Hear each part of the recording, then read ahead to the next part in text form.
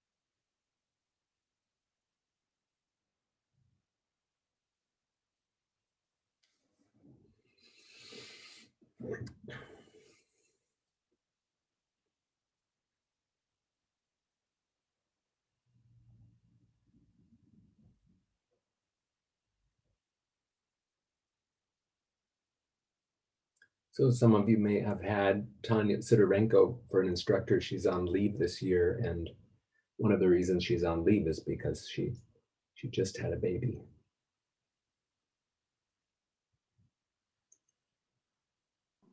John, do you think babies are cute? I think babies, let's see what the consensus is. Cute. Because I'm one of those people that think babies are just like poop and puke factories. Oh boy. I've never had to really deal with that babies too much, so I guess I have to say from a distance they're cute. I have 4 siblings and I've changed a lot of diapers and I still think babies are freaking adorable.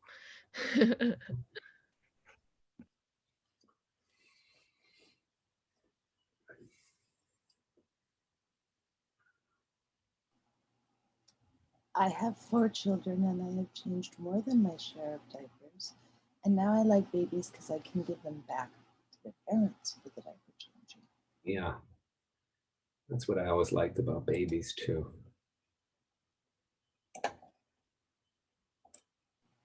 All the best parts, none of the poop. I have 6 siblings, but they're all older than me, so they had to deal with me as a child, not the other way around. My siblings are like 20 years older than me. So when I was a baby, my brothers would babysit me. I'm sure they had to deal with it.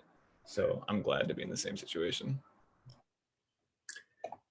Yeah, my older siblings often remind me of that, when they could have been out on a date, that they had to be taking care of me. Oh, let's see. Where's the annotation? Okay. All right, so we should get started with other non-baby talk. Okay, so you may have seen on D2L that there was an announcement about some changes. So for Monday, there's a short chapter on adjacency pairs and sequences. So that's important to know a little, or so get some background on that first. I'm going to be talking about that in class, but that's the issue we'll be dealing with on Monday before we get to repair, which we'll start with on Wednesday, and then Friday, this reading, the choice of the two we'll read the Fox et al. It's a comparative study of self-repair in Japanese and English. So it compares self-repair practices in those 2 languages. And we'll know more about what repair is by next Friday. Okay, and today we're going to talk about the Shegloff article in 3 groups. And I'll give you 20 minutes. This is the goal. Then after that, we'll come back and just wrap that up, and then you'll go back with a partner and share your analyses and transcripts that you've done. And then at the end of class, we'll have time, a little bit of time to talk a little bit about sequences and turn construction and projection, kind of the things we need to talk about before we talk about sequences, I guess. So yeah, let me put you into groups. So let's see. So I'm leading one group. So the people who don't get to assign to a group will just stay here, and that'll be me. That'll be my group. And then let's see, the other 2, Morgan and Wendy, right? So let me assign you all groups. Create one, assign.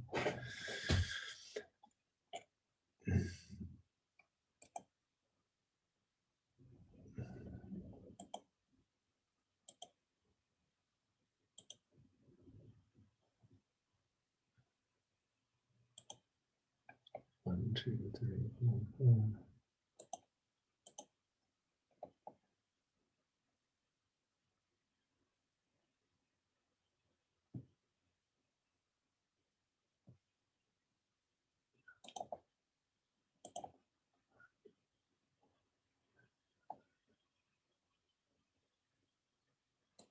Eight. Okay, and the other one.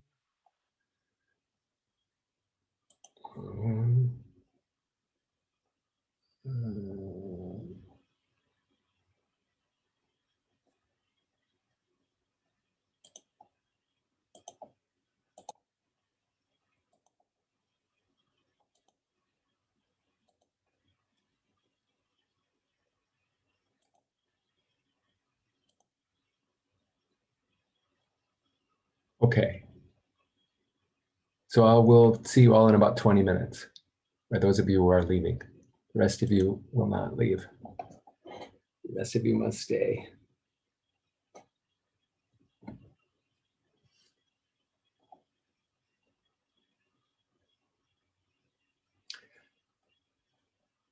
So you are the lucky people who get to talk with me.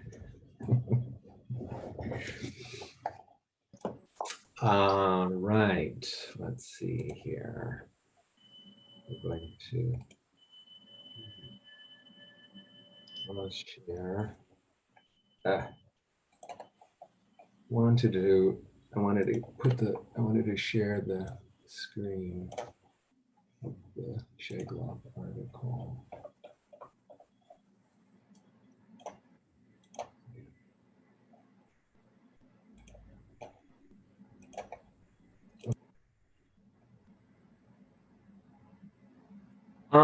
Well, does anybody want to start with any kind of summary or questions or statements of frustration?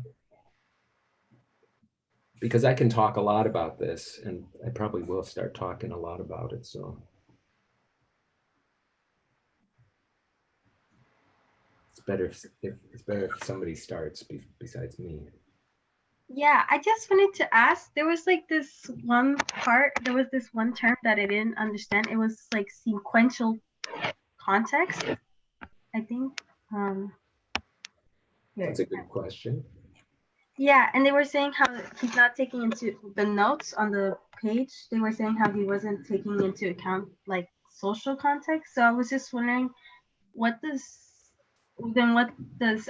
sequential context encompass? That's a great question. And that's one of the basic important ideas for conversation analysis. So the sequential context, we just made you starting with what you started and me responding, we just created a sequential context. So we're having an interaction here. It started with some people going away and some people staying here. And then I said something like, somebody start, otherwise I'm going to talk too much. And that already created a kind of sequential context. So I made a kind of directive and you responded to it. And now I'm responding to you. So that's the sequential context. This whole thing started with you all appearing on my screen. And I don't know how it looks for you, and then me saying something. And that me saying something like telling you all to say something to me, that's the start of the sequential context. So it wouldn't be considered like a social context, like as a classroom? Well, that's true. It is, definitely. But the focus for conversation analysis and what we're going to try to focus on for the rest of this class is the turns at talk. So sometimes it's relevant to the participants that it's a classroom or a virtual classroom. And somebody else talk about it. They'll say, oh, this is really weird to interact on Zoom, or there was a delay because of technological issues. And then that's important, for the participants that it's a classroom or that it's a Zoom room. But whether it's, the particular place that the people are in, whether they mention it or not, or orient to it, that's the important part for conversation analysis. So, it's a teacher-student interaction right now. And I'm going to act more or less like a teacher and you're going to act more or less like a student, but you don't have to, So we could build a sequential context that's very different from a classroom or a Zoom teaching moment or something like that. I just wanted to clarify. I know we'll be going into more detail, but repair is when someone like makes a mistake and then sort of fixes it within the conversation. That's a good starting point. Yeah. Okay. So the only thing I would disagree with, or the reason that they call it a trouble source, or to say that there's some trouble, because it's not necessarily a mistake in the sense of, a grammatical mistake or saying the wrong word or something like that. So it's a trouble source, and anything can be a trouble source. So I can say something in a perfectly grammatical, fluent way, and you say, what? Because you didn't hear it, So whatever I just said, even though it was perfectly grammatical and fluent, that became a trouble source for whatever reason. Okay. So it doesn't have to be a mistake per se. Mm-mm. No, we're always doing repair work. It just happens so frequently we don't even notice it. Okay. One thing I was kind of wondering about was when I read the term trouble source in the article, I was remembering back to psycholinguistics last term where they basically have the same concept, but it's called point of ambiguity. Is that basically the same thing?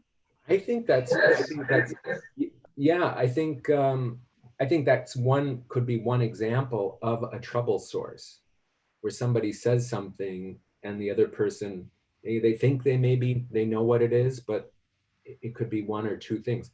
I mean, this article today is really a lot about ambiguity, that something can be interpreted in a couple different ways. And he's talking about how, speech act theory would interpret this one way, just as a simple yes, no question. And he's showing that the participants are interpreting it in a different way.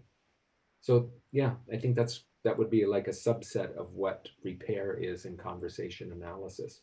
When there's ambiguity and people have to clear it up.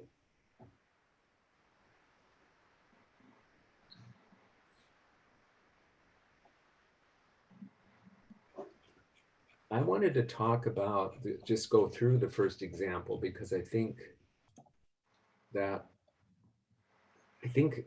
there's a lot of details in here, and there is a lot of technical language, but I think, and because it's written, for experts, and you all maybe don't feel like experts yet, but you're getting there, or you will be there by the end of the term. But I think this example is pretty intuitive. And if we put it into the context of, remember, we started talking about speech act theory at the beginning of the term, and that's what Shegloff is critiquing, that there's a theory that says this is how language works, and you can use the theory and it can help you interpret language, but sometimes there are nuances that the theory doesn't quite capture. So actually, I wanted to go back to the top. So in the abstract itself is this fundamental principle of conversation analysis, that the analysis demonstrably arrived at by the participants in the actual conversation. So what we're trying to do is look at the participants' analysis, how they analyze their own talk. And that gives us, as the writers or the analysts, it's more powerful to say how they're interpreting it and how they're analyzing it rather than how we're analyzing it, because they were the people who were there and they were involved in it. So, a speech act theory might look at an example like this and say, oh, here's a speech act in, this line. Mother says, do you know who's going to the meeting? And you could say, well, that's a simple yes, no question. Yes, I know, or no, I don't know. But it turns out that's not how Russ hears that. Russ does not hear that as a yes, no question, because Russ doesn't say yes or no. Russ says who. And then in the third turn, the mother says, I don't know. And then in the next turn, Russ says, oh, probably Mrs. Owens and probably Miss Cadry and some of the teachers.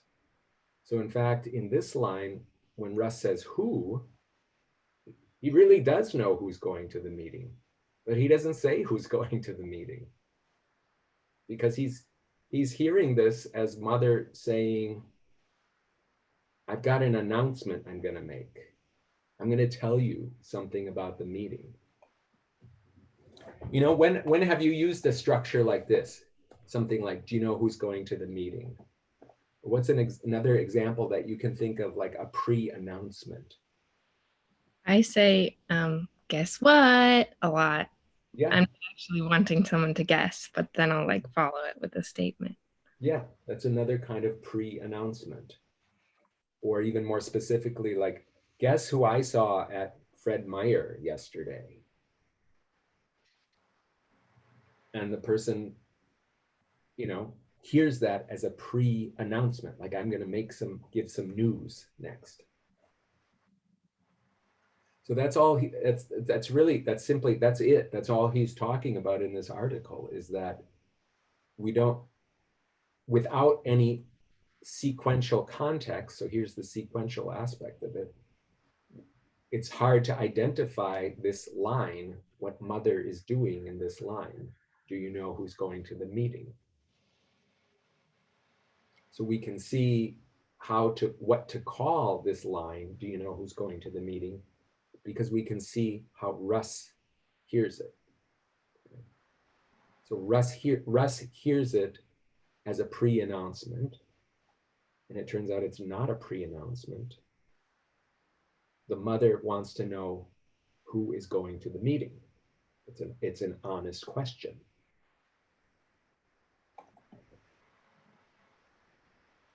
But that's not how Russ hears it. So this is related to, like, when we talked about these three forces. So the illocutionary force. So what is the mother's intention? The mother's intention in this line is to find out who's going to the meeting.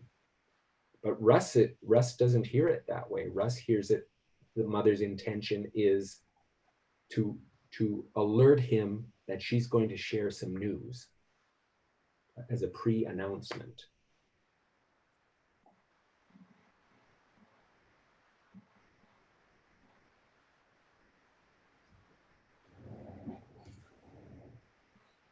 So would we ever denote that in, I guess, so you wouldn't note that in a transcription, but you would note that in an analysis of a transcription, right? Exactly. Okay. Exactly. So you see something like this, and the first step is to call it. You label some actions going on, and if you see something like this, do you know who's going to that meeting? So you might say, it could be that the person's seeking information, like they want to know who's going to the meeting. But Russ says who. So then you start thinking, okay, well, Russ is not hearing it that way. Russ is hearing this as a pre-announcement. But then the mother says, I don't know. I'm not going to make an announcement about people going to the meeting. So then Russ reanalyzes it and then gives the answer to this question, which is really a directive. Like the mother is making a directive here, like, tell me who's going to the meeting.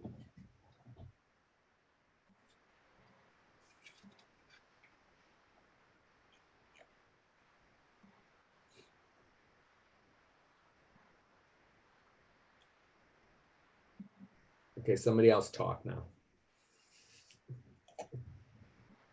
It's a directive.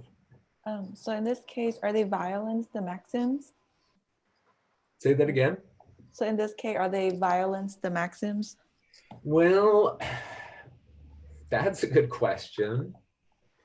How do Grice's maxims fit in here? I would say that this whole thing it's not an unusual interaction, or at least it doesn't strike me as an unusual reaction, that sometimes people say things and the other person interprets it one way, but then it turns out that they made a misinterpretation. I don't know how Grice's maxims fit in here. I don't know. Does anybody else have a way? Well, maybe mother is violating in the first line just by doing that, because she knows who's going to. Well, he thinks that she knows. So if it was the other way around, where she was like, "Do you know who's going to the meeting?" and then says who's going to the meeting, wouldn't that be a violation of Grice's maxims? Yeah, if she said, "Do you know who's going to the meeting?" and then she says, "I'll tell you who's going to the meeting," or something. Yeah, like he says who, and then she says Caroline. And it's like, that would be, if you already knew, that's not very cooperative to have left it out, technically. That's true. Okay. That analysis would suggest somebody's violating a maxim if they say, do you know who's going to the meeting? And then their intention is to get the other person to think that they don't know, but then they say who's going to the meeting. I guess that would be a violation of the maxim. But in the English language culture, when people hear this question, do you know who's going to the meeting? They can hear it in two different ways. They can hear it as, this is the start of an announcement. I'm going to announce to you who's going to the meeting? Donald Trump is going to the meeting, you know. It could be hearable as a pre-announcement, or it could be hearable as a yes, no question. Yes, I know who's going to the meeting, and I'll tell you who's going to the meeting.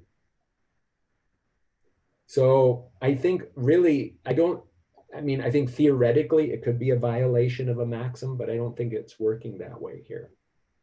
We don't have really evidence to say that mother is lying or something like that.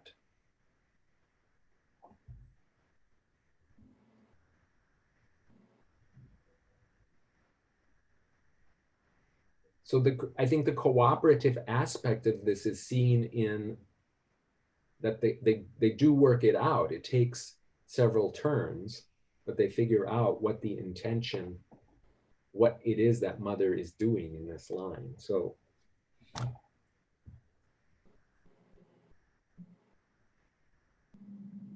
we have a couple minutes left. So what other comments or questions you want to make? One thing that I read in the article was the term change of state token, but I never really saw a clear definition of what that was. Could you define that? Does anybody know that is? Have you heard about that before? Is it when someone realizes there is a breakdown in communication and there's like a sign that shows that they realized? Yeah, yes, and it can be more general than that. It doesn't have to be a breakdown in communication. It's a realization. I think that's a good word. When somebody realizes something, so their change of epistemic state, they have a change in epistemic state. So that is, first I didn't know, then I heard something, and then I know. So I went from being unknowing to knowing. And often it happens with this word "oh." When people preface something with an "oh," it usually means that they have a realization. They just learned something, or they now know something that they didn't know before. So that's why it's called a change of state token. And it's called a token because it's not really a word. It's a non-lexical item. But notice it this weekend or the next time you talk to somebody when "oh" comes up. So theoretically, in a classroom, the teacher should never be the one who's producing "oh," because the teacher is supposed to know everything.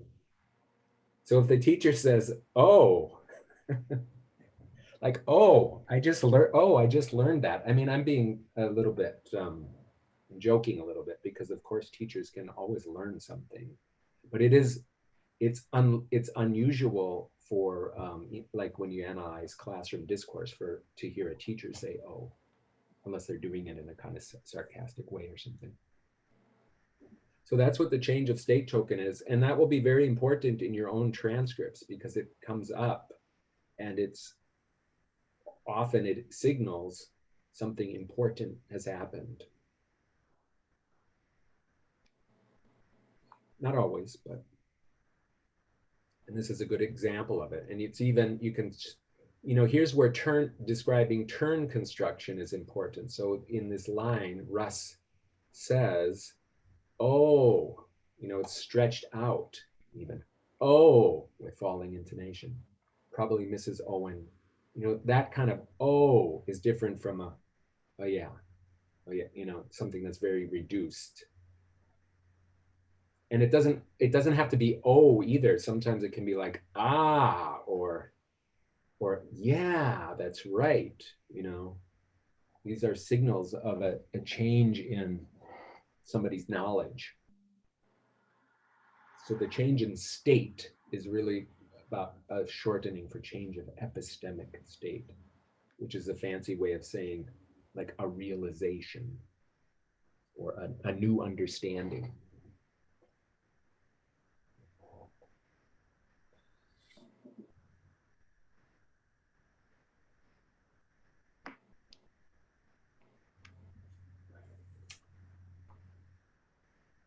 Well, should I call everybody back?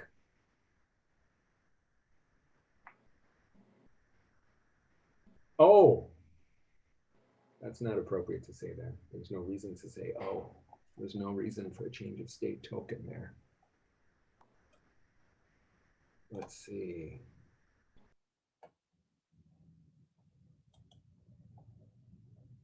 Close all rooms, okay.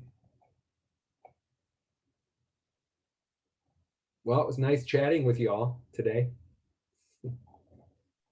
Thanks. That was good conversation. You Discussion. brought clarity. Excellent.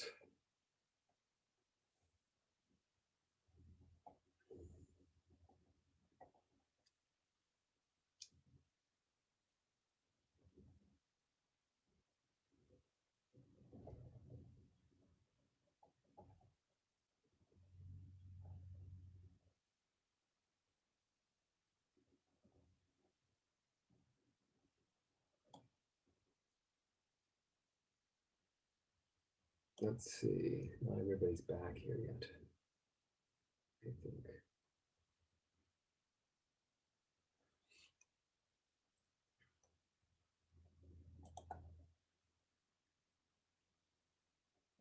All right, are there comments or questions to wrap this up from the other groups?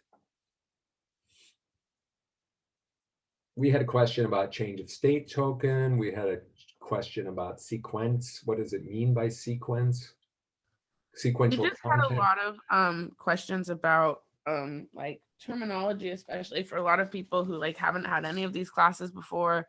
There's just a lot of things that I think would have been really helpful for their understanding of the article, or even for mine. Like I told them I had to read a lot of times many of these things, but just kind of to help with the flow of the article, because I think if you don't understand the basis of what's being talked about, how are you supposed to understand like the complex things he's talking about? So yeah, there's that. Mm-hmm. So challenging, frustrating, sounds like.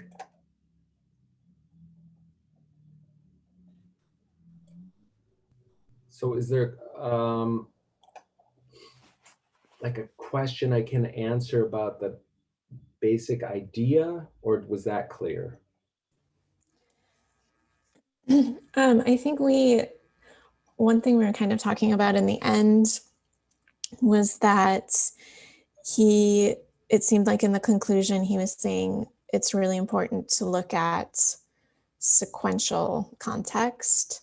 And our response to that was, and we also noticed the article's a little bit old, but our response to that was, I feel like all of the examples we look at like 20 lines. Obviously it would be an issue if you're just looking at 2 lines or 2 turns. Yeah. So we were wondering like how relevant that is now, or is that an issue now that people aren't looking at enough of the sequence when they're analyzing? Yeah, so this is a critique of speech act theory, or theory generally, but speech act theory. And he's right that if you're a speech act theorist, or if you're doing, let's say, classic pragmatics, you're usually looking at one decontextualized utterance and determining what action that has based on the grammar of it. So, I mean, in this class, yeah, we're looking at a lot of sequential context, but I don't think that's not normal practice in pragmatics, I would say. So for example, I just finished a paper that I was a co-author with Tanya Sidorenko, and Tanya is does speech act theory.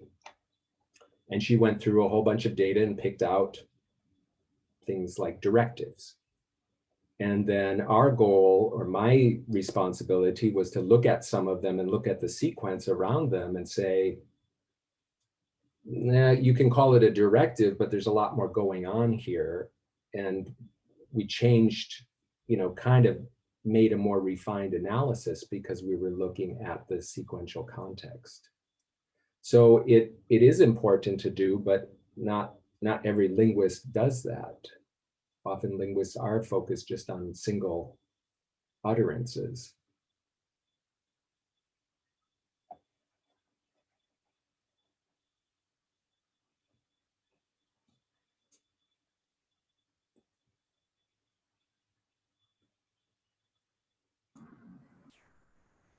Does this writer offer any kind of like suggestion to improve the quality of speech act analysis through this? That wasn't like super clear to me, or if it was just purely critical. No, I think, yeah, I don't think he comes right out and says it, because I guess there's an understanding, at least in this community and in the pragmatics community, that where he's coming from is he's saying people should be thinking about incorporating conversation analysis into their work on pragmatics. And that's what we're doing in this class. So the idea that we're already looking at things sequentially, or at how one turn provides the context for a next turn, that's already beyond what a lot of speech act theorists have done. So his proposal is to use principles from conversation analysis. Got it. Thank you.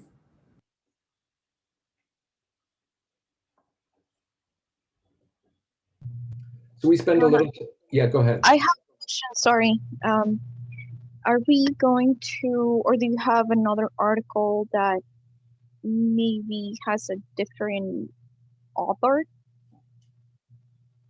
that talks about almost in the same lines of this article, and maybe has more explanations? Yeah, I mean, this article is primarily a critique of speech act theory, and it shows two examples to show how speech act theory can't help us enough to understand what's going on. So there isn't really an article exactly like this, but when we talk about sequential structure, which we are starting to talk about now, that is the reading for Monday, describes basic sequential structure, starting with like pairs of utterances. A question and an answer is a pair, and that's already a sequence, a start of a longer, probably longer sequence. So, yeah, I mean, this one, maybe the issue with the terminology, I guess I didn't think that would be as important or as notable to people as the two excerpts themselves. So in the excerpts, we talked about in our group, and I think you can see this on the screen, this starting here when the mother says, do you know who's going to the meeting? And Shegelov's point is that is interpretable in two different ways. And if you're a speech act theorist, you're going to put a label on it and put it into a box and put it into a category and say, that's that kind of speech act. May I And ask a question? Yeah. You said something about seeing something on the screen. Am I the only one? All I see is a black screen, and it might be me. Yeah, I'm only seeing small group reading discussion. It's been like that for a while. Thank you. Okay, good. I just didn't know if I was crazy. Okay, I see something now. Thank you. Okay. Yes. So yeah, so in this line, what the mother says, do you know who's going to that meeting, is interpretable in two different ways. And you can respond to it as, yes, I know who's going to the meeting, or you can respond to it like Russ does as, who, or tell me who's going to that meeting. So the question is, what kind of action is the mother doing in this line? Do you know who's going to the meeting? And this is, it's not a theoretical problem for these people, it's a practical problem. It's something they have to solve, and they end up solving it in about 4 lines. So the fact that Russ says who doesn't mean Russ doesn't know, because Russ gives the names of people who will be at the meeting. But by saying who in this line, what Russ is doing is giving the turn back to mother, like, tell me your news, tell me your announcement, tell me who's going to this meeting, because Russ hears it as a pre-announcement. But then we see Russ's analysis was the wrong analysis, because the mother says, I don't know.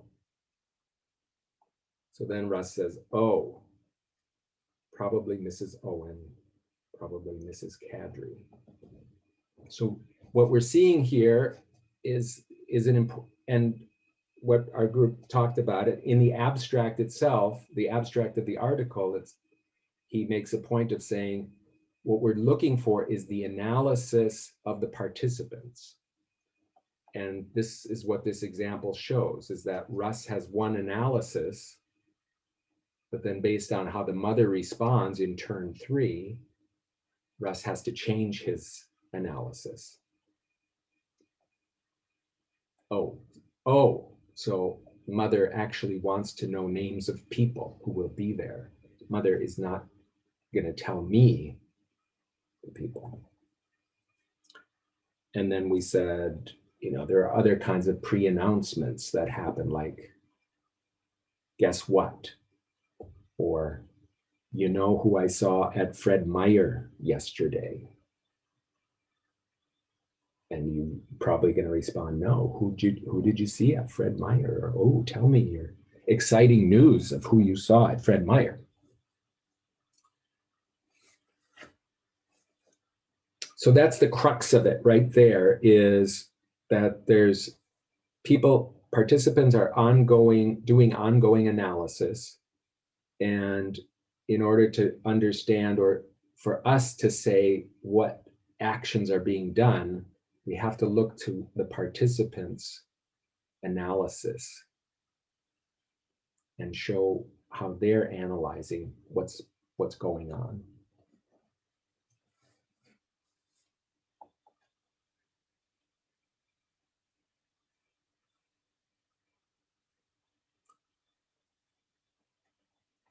Okay, so now I want to have you work on your own stuff.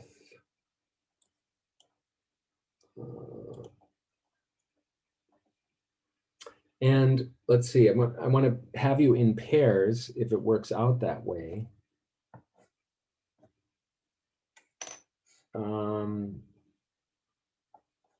Let's see, but let's see, groups.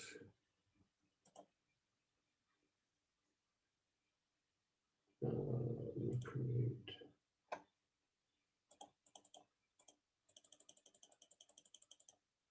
We got 24, so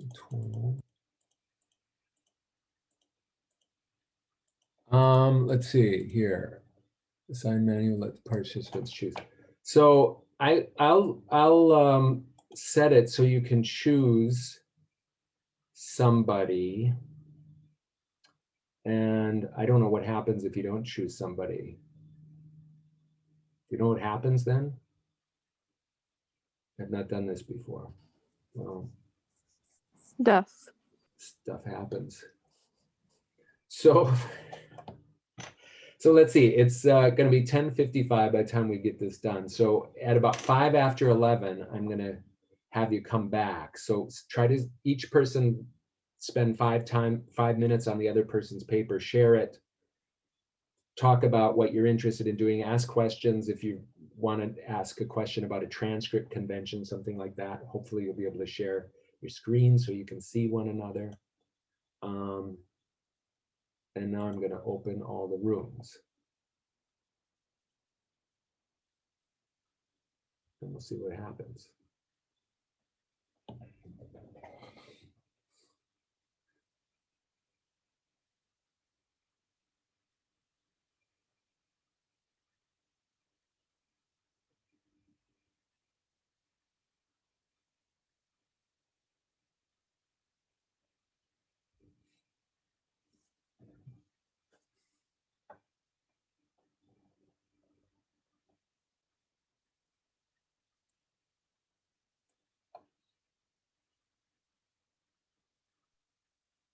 Are we supposed to accept?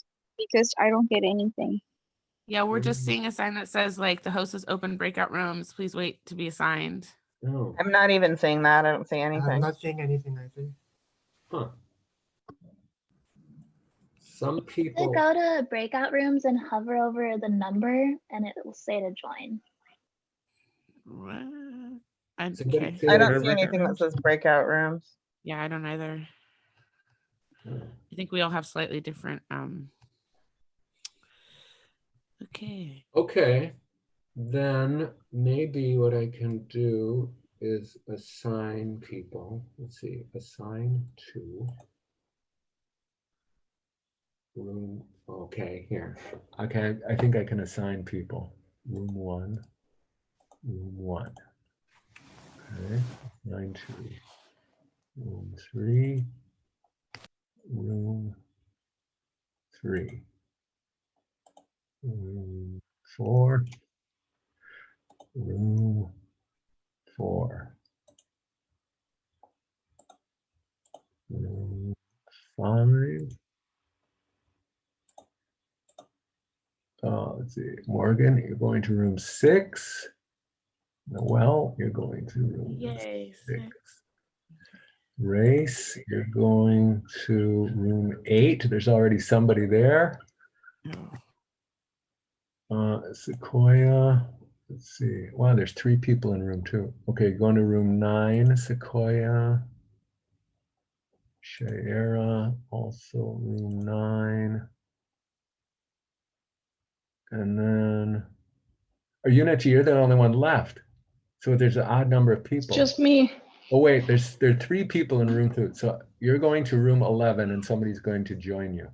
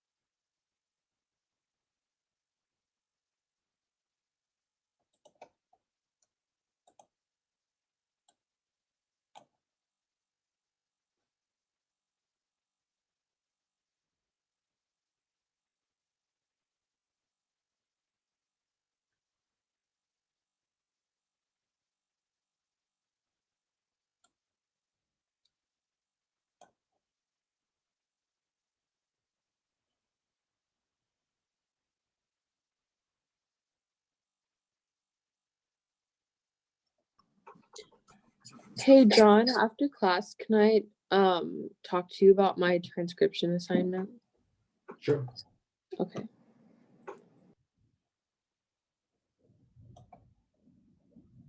Actually, can you come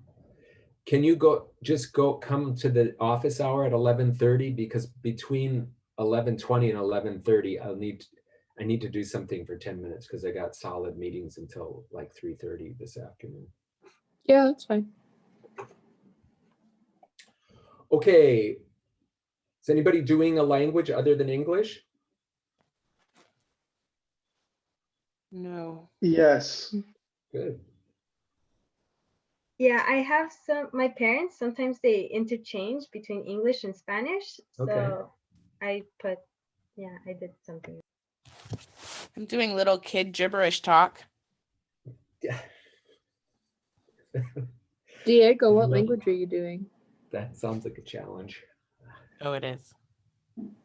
My apologies. I didn't quite get the context of the question, so I'm learning a different language. I'm not doing a different language. My apologies. Okay. So your transcript is a transcript of people speaking English. Correct. Okay.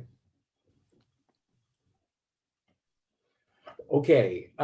If you have questions about your transcript, yeah, you can send them to me by email and have me check them, or you can come and talk to me and I'll be happy to. So remember, the idea is this is the start of the analysis for your first paper.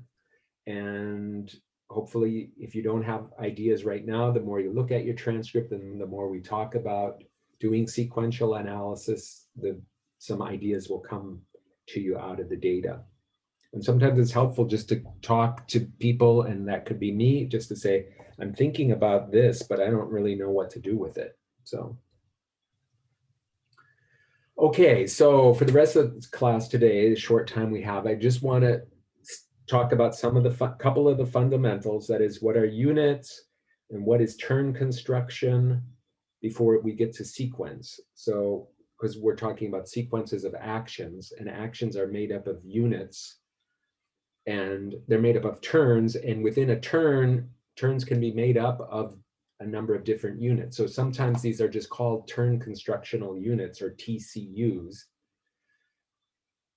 The reason why that's important is for like this in line 14, this is from that chicken dinner example that we had before. So when Nancy says something like this, seems done to me, how about you, Michael? So a way to analyze the turn construction here is that there are two units, and we can divide it into units because we can see two clauses here, seems done to me, how about you, Michael? And it doesn't sound like that though. It sounds like one unit prosodically, seems done to me, how about you, Michael? So there are different things going on there with the way that somebody produces a turn. So the first part seems to be kind of a response, and the second part is a new action looking forward to somebody else, but it all happens in one turn. And the two different units seem to reflect that. So this unit is a kind of a response, a second action. And this unit, how about you, Michael, is a kind of first action pointing forward to Michael. So the turn is Nancy. So Nancy is talking, that's her whole turn. And within her whole turn, you can see two separate units in there.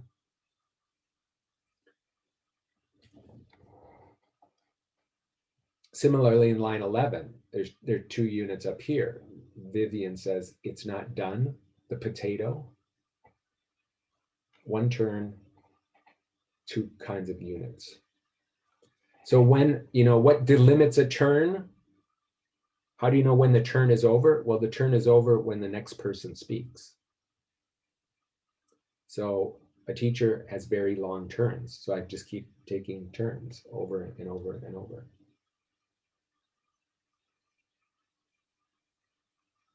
So that's why, this is different from other linguistic structural analyses, because it's the participants who determine units.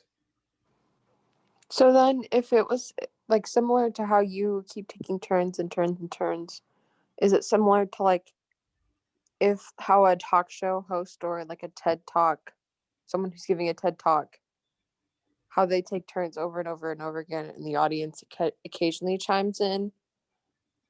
Yeah, it's a different, what we're doing now, or what a lecturer does in a TED Talk is a different speech exchange system. It's a different format. So it's not expected, we're not having a conversation here, because there's too many people to have a conversation. It can be conversational in some sense, but it's not a conversation. So the speech, this is small group people having a conversation. A classroom is something different. It's a different kind of speech exchange system. So we would expect it to look different, just like we would expect a lecture or a TED Talk to look different. Okay, so we determine, turns are determined by when the next speaker talks. So when a next speaker talks, it means the previous turn is over, usually, unless there's overlap of some kind. So how does a speaker know when a turn is complete? So participants project the ends of turns. So you are projecting the end of a turn at talk for somebody else, because you can hear what grammar structures they're using. You can see and hear what kind of action is being done, like what pragmatically is being done. You can hear the intonation, and maybe you can see gesture and gaze. All of those things determine or help you project when the current speaker is about to finish. And I just exaggerated that so you could hear the end of that. So when you produce turns, you are producing them so that they will project an end, and the recipient hears that kind of production. And you can talk about when it seems like a speaker is finished as being a transition relevance place. So this is important, especially when a lot of students end up getting interested in writing about overlapping talk, or what they might call interruption. And this is an important concept, this transition relevance place, because you can talk about when something is interruptive if somebody is not waiting for a transition relevance place. So I'll talk about this a little more in detail next. So these just short examples just show that that people don't wait for the previous speaker to stop talking, or you don't have to. So it often happens that a next speaker starts talking before the first speaker has finished. And they do that because they can project, they are projecting the end of the turn. So these are very short examples where, have you been down here? You've been down here before, haven't you? So when the guy says, when the person says, haven't yet here, the other person is already answering. So they're answering this question, you've been down here before. And the person says, yeah. We don't have to wait till the end because the action is already projected. The question is already projected. So so you may have already noticed that in your transcripts, like, wow, it sounds like people are talking all over one another, or it's hard to determine what happened at the end here because somebody was still talking when somebody else started. So that's a very common practice.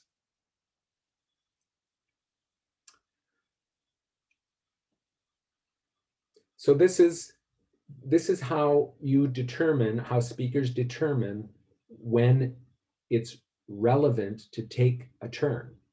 So if somebody else is talking and you're the recipient, you are listening for syntax, you're listening for action, you're listening for the sound production, and maybe you're seeing gaze and gesture. And all of those things come together to project a point where you can hear and see, oh, it's relevant for me to start talking now. I was supposed to send you a handout, but I forgot to do that. I'll send it in the chat now, but we don't have much time to look at these examples anyway.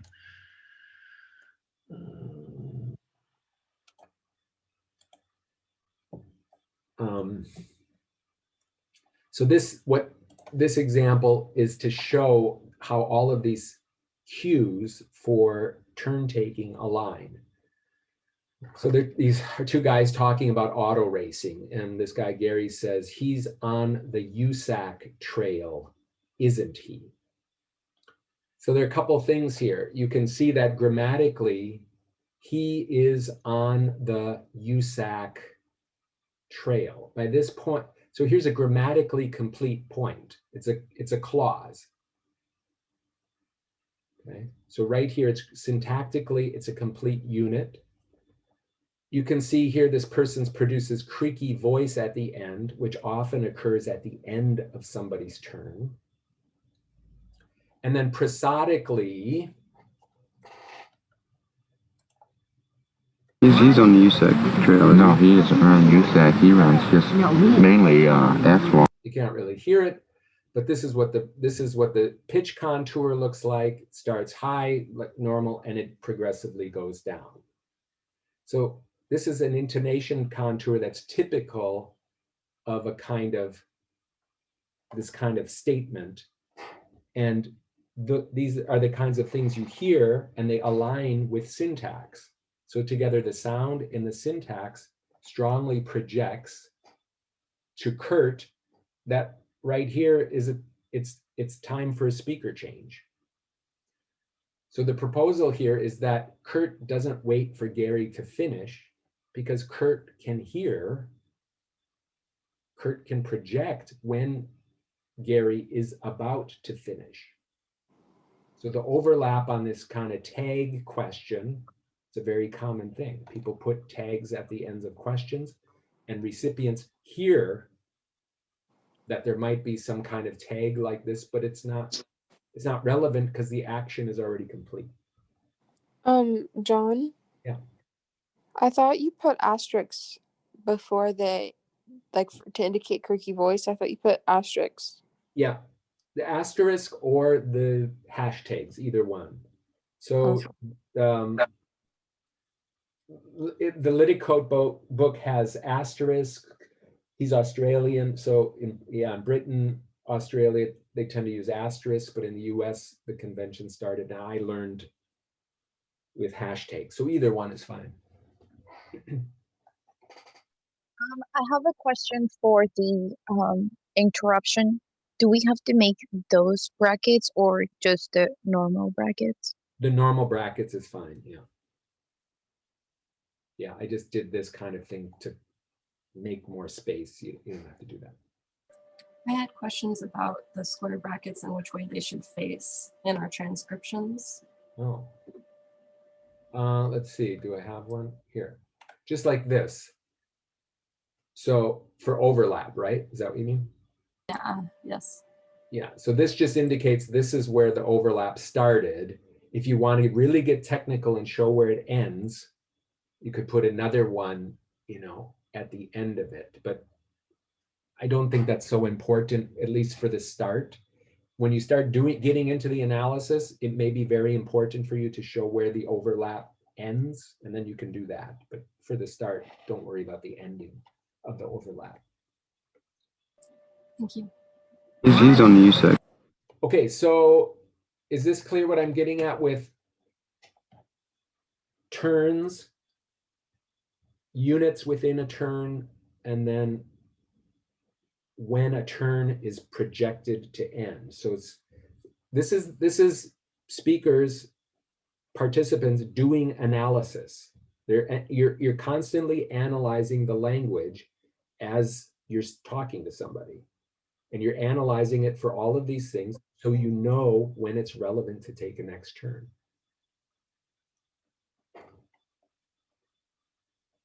And that's part of the reason why the detail is important. Okay, so we'll start here next time and then finish talking about turn construction, and then we'll start to talk about sequences, adjacency pairs, and longer sequences. So yeah, I'll hang around for a few minutes if you have clarifying questions. If you have to go, I hope you have a good weekend, and I'll see you Monday. Thank you. Thank you. Thank you. Thank you. Have a good weekend. Thank you. Thank you. I know that Brianna is going to talk to you after class. Yeah. But what? She's and gonna I know go. you're busy. Oh yeah, go ahead. Sorry, I know you're busy today. Do you have Okay. any time to go over the transcription? Mine, it's handwriting right now, and yeah, I just need some help. Sorry. Well, can you come to my office hour at 11:50? 11:50. Like if Brianna is there from 11:30 to like 11:50, and if you come at 11:50, that'll give her Yeah. 20. Okay. Yeah, you know Okay. where the you know where the link is? Is probably in your email, correct? It's on the link is on D2L, the first page Oh, of D2L, the announcements. You can find the link for the Okay. office hour. Okay. All right. I will see you 11:50. Thank you. Okay, sounds good. Shit. Oh.